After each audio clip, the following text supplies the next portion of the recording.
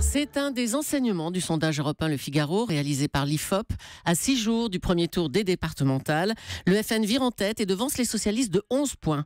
Et si c'était la preuve que la stratégie de Manuel Valls, qui a déclaré la guerre tous azimuts au Front National, était la mauvaise? C'est la question qui fâche de 7h15 sur Europe 1. Et pour y répondre, je reçois Jérôme Fourquet. Bonjour. Vous êtes le directeur du département opinion et stratégie d'entreprise à l'IFOP. FN 30, UMP UDI 29, PS 19. On voit deux choses, un FN très haut et un PS qui est loin.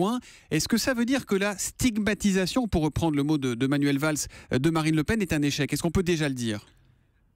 Alors, il faut rester prudent, mais ce qu'on constate effectivement, c'est que par rapport aux enquêtes précédentes que l'IFOP avait pu réaliser, le score du Front National n'a pas bougé, toujours autour de 30%. La pole position n'est pas acquise pour ce parti, vu que l'UMP-UDI est à 29 et que les divers droites sont à 5. Donc, tout peut encore se produire, mais néanmoins, si l'objectif était de faire dégonfler le Front National, apparemment l'objectif n'a pas été atteint pour l'instant. Si on ajoute au PS le score du Front de gauche 6%, les divers gauche 5% et les Verts 3%, on arrive à 33%. Ça veut dire que l'ensemble de la gauche est en tête. Ça veut dire que le péril mortel pour la gauche aujourd'hui, électoralement, c'est pas le Front National, c'est la division, Jérôme Fourquet.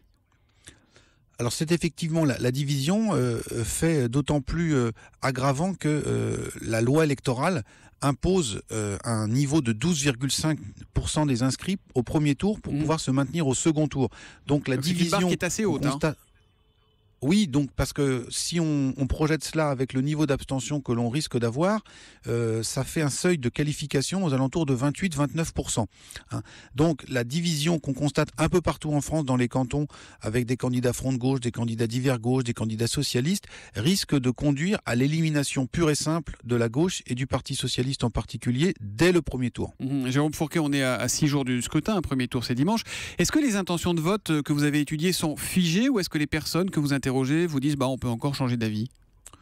Alors comme dans toute élection, on a encore du jeu possible, puisqu'on est à une semaine, puisque également les Français commencent simplement pour certains à s'intéresser à ce scrutin, car il faut le constater, la campagne n'a pas été très dynamique.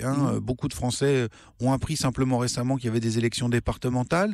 Les enjeux n'apparaissent pas très clairs au niveau local, pour la bonne raison notamment que les grands partis de gouvernement ont décidé de faire de cette campagne une campagne nationale. On le voit par exemple avec le PS qui ne parle pas d'enjeux locaux, mais qui, à l'instar de Manuel Valls, a mis le Front National au centre du jeu. Ça veut dire que vous, les sondeurs, vous pensez que la campagne de Manuel Valls, si les résultats ressemblent au sondage que vous publiez ce matin avec Europe 1, peut payer dans sa cote de popularité par la suite le prix de cette campagne dans laquelle il s'est beaucoup engagé?